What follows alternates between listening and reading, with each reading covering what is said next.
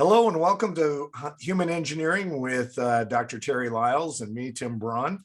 Our podcast is sponsored by Curable Premium CBD. You can see their website at kuribl.com. They've got a lot of great stuff on there, a little bit different than most CBD companies. And Terry and I will be talking about some of their new products further down the road here.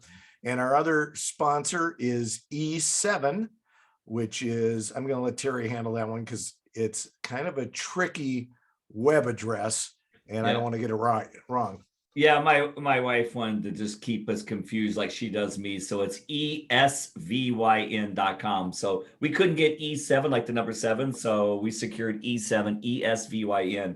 And what she does is she designs clothes for our race team and for sport teams and fashion design. So visit there for what you may see or want in the regard to the fashion design world. So great stuff, Curable. We appreciate both them as sponsors, and just, none of this would be possible without people like them helping us do what we do. Yep, that's right. So today, Terry, I kind of wanted to get into how can we, what I'll call bulletproof ourselves as we engineer ourselves to be more productive and confident and less stressed, and specifically want to talk about all the outside noise we face every day, which seems to be getting worse every day, whether it's the threat of nuclear war coming from Putin, or, doesn't matter which side of the aisle you fall on in politics, somebody on one side or the other is saying something that if you catch a glimpse of it or hear it, it could trigger you and upset you. I know that happened to me today. As I mentioned to you, listening to the radio, I heard a comment and I thought, what? And for a minute I had to say, okay, I actually turned off the radio because I didn't want to hear anything more, because I didn't want it to affect me. But there's so much of this, and it's not just from media sources. It's, you walk into a restaurant, the people at the next table are talking about it. And, my son is kind of fearless when it comes to this stuff. So if he hears somebody talking about something at the next table and it's exactly the opposite of the way he feels, he'll start speaking real loudly to us about the opposite side of the coin. That's one way to do it. But it irritates me because, we're wasting a lot of energy on something that really doesn't matter. I think, the news and everything, I'm going to bring up something that I watched with my wife for years and thought it was pretty good when it first started. And it was the Real Housewives on Bravo series. When we first watched the Real Housewives of Orange County, it was kind of fun because it would show these families living in Orange County. The women were all doing stuff, but they were all positive. They get along. They're building businesses. They're doing this. They're doing that. And all of a sudden now, I can't, my wife still watches those. And every time she turns it on, I walk in the room, it's all about creating drama. They're constantly, they're supposed to be a reality series, but I swear those producers come in and say, okay, what are we going to fight about today? Absolutely. And they think that drama sells, I guess. So, well, you know what? I would kind of blame this on Howard Stern, and I hate to blow that dude up because he's done very well. But you know what? Sex sells, drama sells, controversy sells, opposites, don't attract, sameness attracts. It's all the things that we've been told, and especially the media has gone so bizarre is the only word I know now. And I do a lot of media stuff. So if you're not animated and you're not controversial, you won't keep your seat in any chair. And I know individuals that switch from like ESPN to another broadcast format, and they're like, it's so nice not to have to scream because they're told you've got to be up here. And there's certain people on broadcasts like that I just can't listen to. I see them or I hear them and I go click, click, click, click, because it's 10 plus octave level above where I want to be. So we live in a drama created world. And politics, unfortunately, has fallen into that over the past decade. And it just, has accelerated day by day, month by month. So I share with people, look, you have to insulate yourself from media, drama, bad stress, the craziness that's out there in the world. If not, you'll begin leaking. So I use a race car analogy with drivers, and people who understand or even care about race car driving, but it's or fire rescue. It's the same kind of thing. You put on a fire suit, you zip it up, and then you go into the fire. That's insulation. On the other hand, isolation is I don't want to know anything. And that'll get you in trouble because if you're not educated, you become street dumb and you end up getting hoodwinked by all kinds of things that go on in the world. So there's a balance between the insulation, isolation, but even with insulation, with my fire suit zipped up, I can only stay in the heat so long until it will completely penetrate the fire suit. So I only have a short period of time, even with proper insulation. And I think that's where a lot of people go wrong. They just don't understand the two. Right. Well, I think that, that's a good point on that, because I think a lot of the crazy stuff that's going on today is a direct result of people burning through the insulation. They Yes. get to the point where they just can't handle it anymore. So what are some techniques that we can employ to, we're all subject to these things. You're going to hear them walking down the street. You're going to hear them Right. walking past the TV in a room that may be on, or listening to the radio. There's going to be something that daily now that I feel like could trigger you. And for the most part, I used to be a huge Howard Stern fan. Howard Stern, something's happened to him too. He's not the same guy he used to be. I can't stand listening to him. Right. Same thing with late night TV shows. They used to be funny and fun to listen to. It's and again, try not to be political, but I actually watch reruns of the Johnny Carson show and try to compare Johnny Carson with a Jimmy Kimmel or any of these new guys that want to make their whole show about politics. Not even close. It's interesting because Johnny Carson made fun of politicians all the time. But it's interesting. He made fun of both sides, and typically it wasn't making fun of their politics. It was making fun of them as a person and something they had said or done, or, he had a way of making it non-political. Correct. And that's, but we don't have that today. And it's, sadly it's missing. But, I guess for most people who haven't had the benefit of knowing you for as long as I have, and learning so much from you, and feeling like, nothing bothers me except that comment I heard on the radio today.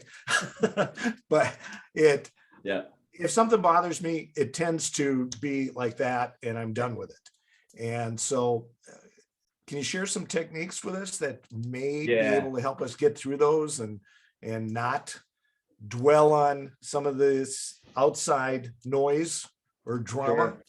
Yeah, no, I mean, my wife Marcia's constantly talking about that's just noise. That person is noise in your head, and that situation is and it's true. It's like back in the radio days, you and I did, a few decades of radio. It's squelch. No one wants to hear that sound, or it's too much, too low. It's like I can't hear. It's too loud. It's just noise. So to cut through that noise in our life, a lot, like you said, so you're listening to the radio, you got emotionally hijacked by something that was said. It emotionally hijacked you, and you made the decision to shut it off versus call in and go crazy, because that's what they want. They want you to call in and go crazy, because then they love crazy and you go viral in the bad way. And then you're calling me or your wife for some bail money, so it's a really bad day. So, the media, unfortunately, today is all about, and the reason I brought up Howard Stern is I don't know Howard Stern from Adam, but he was like one of those earlier shock jock guys that would just say the most craziest thing, try to make it funny, and did at early days. And, he made a career on being a shock jock. He would say these outlandish things, get censored by the radio stations, the FTC. And then he went into, the whole private radio section of, XM, now Sirius XM, and that whole, because they can say whatever you want. That's when the world changed, I think. Our world changed when you can say anything you want as long as you're on the right side of saying it. And Right. that is, it's craziness to me. So I think one of the things you have to do is it's all about recovery speed. So I train athletes in corporate America on handling stress and pressure, right? So pressure is not a bad thing. It's only bad when it gets inside your fire suit. That means the heat got in and it melted you. It hijacked me. Right. We need to keep the pressure and the heat outside of us, which is the repellent side. And that's all about identifying what hijacked me and recovery speed to say, I'm not participating. I'm not going to engage. I'm not going to call. I'm not going to follow the guy who cut me off in traffic all the way to his house and pull up in his driveway. I'm gonna recover quicker than that, because that all ends up in a bad situation. Okay. So it's identifying what triggered us and knowing the speed and recovery that we can transition that we go back to our normalcy of insulation, so we don't have to isolate, or even worse, perpetrate what we think is against our ideology, which is really scary. Yeah. So, you bring up road rage stuff too, and Right. and everything has speeded up. I mean, Yeah. I look at 20 years, and there'd be times I'd get upset Oh, when yeah. I'm driving. We all have. You get cut Sure. off, or there's something, and I would take off after the person, or tailgate them, or do something. But now, just driving down the freeway, that used to be isolated. Right. Yeah. Now, when people are merging on the highway and they won't let you on the highway, and you're driving down the shoulder, and Yeah. it's turned from cutting people off to, well, you're not going to get ahead of me on the road no matter what. And you know Right. what? I'm staying in the right lane, even though by law I should be changing lanes to let you in. Right. And it's just gotten crazy. And I think everybody gets triggered by all those things in this drama filled world. And it's tough to perform under those conditions, as you know. Yeah. And I think, your stress relief techniques, I'll call them, is, we talked on an earlier podcast about how you had always told me how Navy SEALs and first responders run towards the danger. And, Right. that's the same as like running towards whatever it is that's stressing you out and handling it. Right. But in some of these other situations, I almost think retreating is the best thing. And I'm phrasing this more as a question to you. Right. Is a retreat from that drama the best course, as opposed to running towards the drama? No question. I want to say it was General MacArthur. I could be corrected. This is off the cuff. We're doing this live, so this is how this works, right? But I'm almost certain it was him who had said, when they were being defeated on a hill, he said, gentlemen, we are going to advance in the opposite direction. It was not retreat. We're going to head that way. That's a real positive way of going. We didn't lose. We're just going to live and go the other way, and we'll fight another day. You know what I mean? That's recovery. Right. You know what I mean? And I think, love that. Yeah, what you're saying is, I'll check the reference to make sure I didn't botch that, but I'm almost sure it was MacArthur.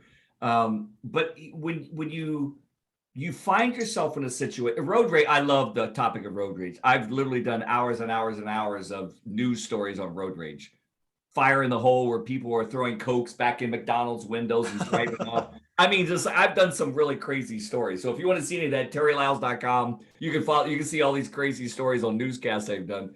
But the thing with road rage that I think is really interesting is, I really think road rage stems from, we have so lack of time that we feel like we're in control of our lives, whether it's your spouse, your children, your community, whatever it is you got, your work, whatever it is you got going on. When we get in our cars, and 90+% of people in America drive alone. I mean, that's why we burn so much fuel. That's why there's so much traffic, right? I would never carpool with you. You'd never carpool with me. We live next door to each other.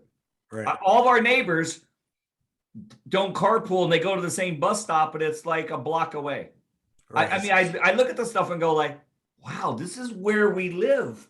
Right. But you know what it is? This is my space. This is the only locus of control I have. Is I'm going to get in my car and I'm going to go do what I want to do, and I'll wave at you at the bus stop, and you just left next door from my house, and we drove 6 blocks, 2 blocks, 3 blocks, and we wave at each other when we get there. It's like, what? Has nothing to do with energy conservation, fuel management. This is all about locus of control. I need my space. My car is my womb. And if you penetrate that, I am going to take it out on you, because you just blocked into my space. Is the only space I have left. And that creates, in my opinion, road rage at its best. Right. Well, and I think, there's, that's a good, representation of some of this other drama too, because when somebody, that comment I heard today, he came into the guy that made the comment came into my space. Yeah. I'm driving along in my car, in my space, everything's good. And this guy has the audacity to say this in my car.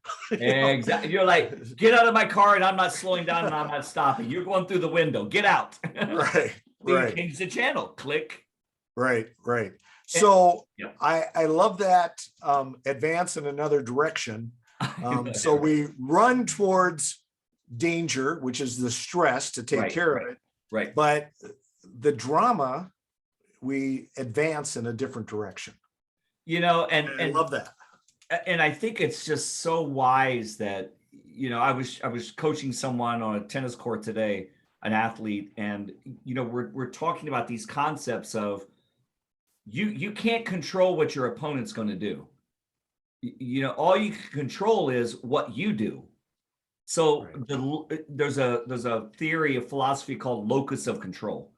And it's basically, if you have a bullseye, you have a center bullseye. If you have a bullseye and then a ring and another ring, like a dartboard, right? So that center bullseye is what I control.